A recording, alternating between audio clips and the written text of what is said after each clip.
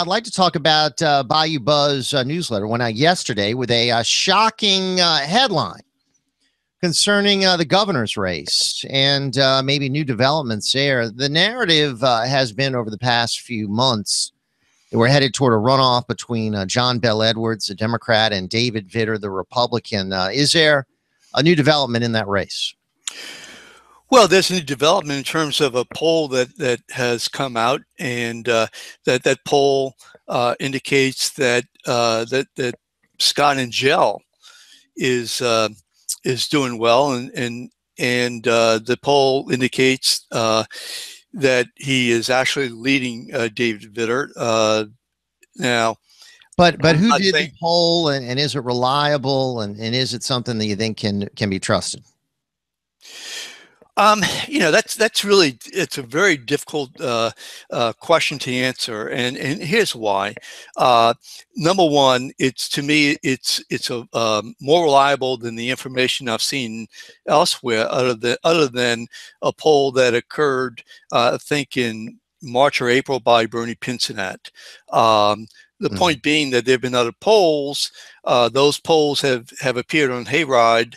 But they, for reason I don't know, please help me with this, but they don't have the crosstabs.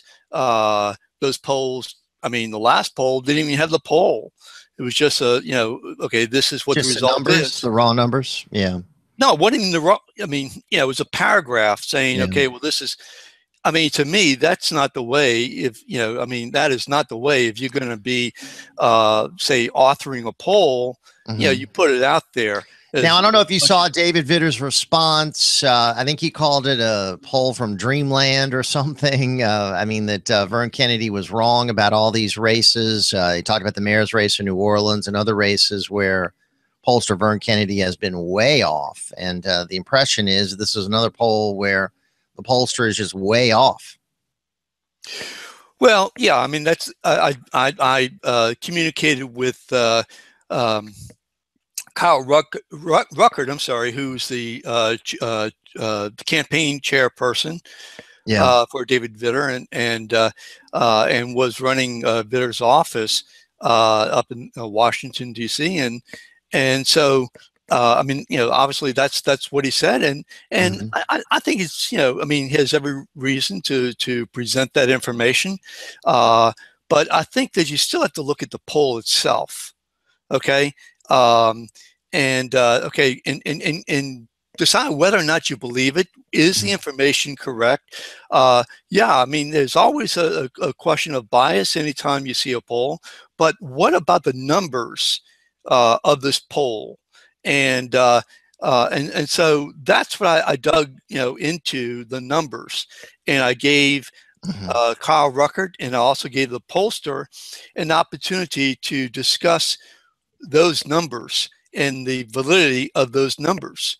And I mean, because like I said, there are polls on Hayride. I mean, hopefully the next poll, or hopefully the past polls, they'll post all that information, so that people like Kyle Ruckert and myself can go into those numbers and compare apples to apples, oranges to oranges, and apples to pears. So just to give our listeners an overview, the new poll shows Scott Angelle. Is he leading overall, or is he just the leading Republican?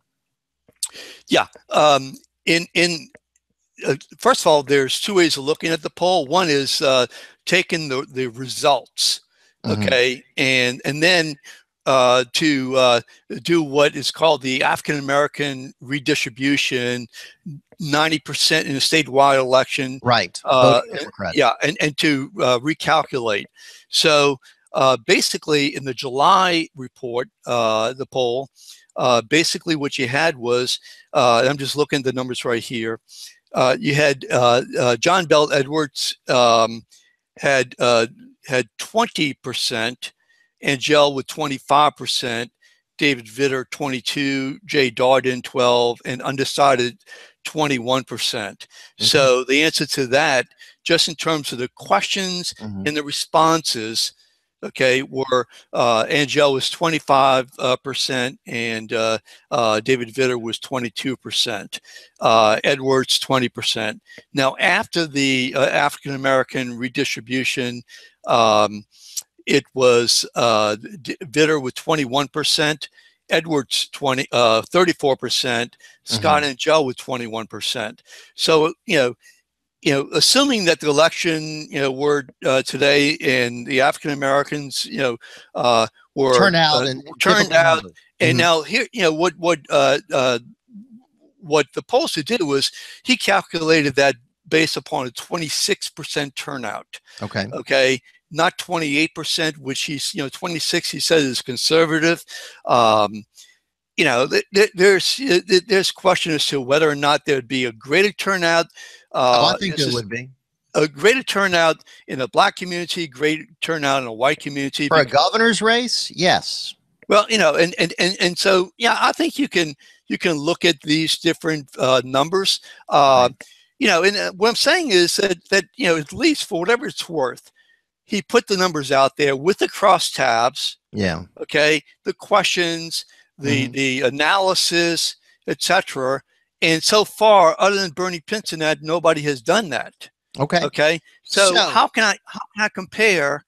I mean, my gut tells me that David Vitter is doing quite well, right, and will continue, to do quite well, because but then you have this poll that shows otherwise. And you have this poll that shows otherwise. But even those polls that are up on Hayrod indicate that Vitter has dropped 3%. Okay. Yeah. And let's talk about what's going on. Then we've got to, of course, open up our phone lines if folks want to chime in. Jeff Crouere here, Steve Sabodowski with us. Our talk line 504-556-9696.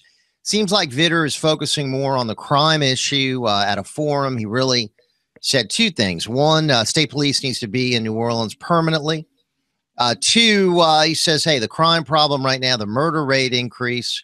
He pinned the blame on Mayor Mitch Landrieu, said Landrieu was responsible for a lot of this increase in crime, his lack of leadership. Seems to take a more aggressive approach anti-Landrieu than the other candidates. You think that's something that's going to work for him? Well, sure. Well, yeah. I mean, I think so. I think so. In that particular, the voters who have left him have been Republicans, evangelicals, according to this poll. Okay, and that what they did was they, instead of going into independent, they went to Angelle. Right. Part of that's because Angelle has actually been doing some TV advertising, and but to answer your question more precisely, yeah, I think that Vitter was very successful in going after Obama, and so he's going to go after Landrieu. Right. Yeah. But then on the other hand, I think that you're going to have others. At least Jay Darden and John Bell Edwards go after Vitter and go after Angelle and link them up with Bobby Jindal.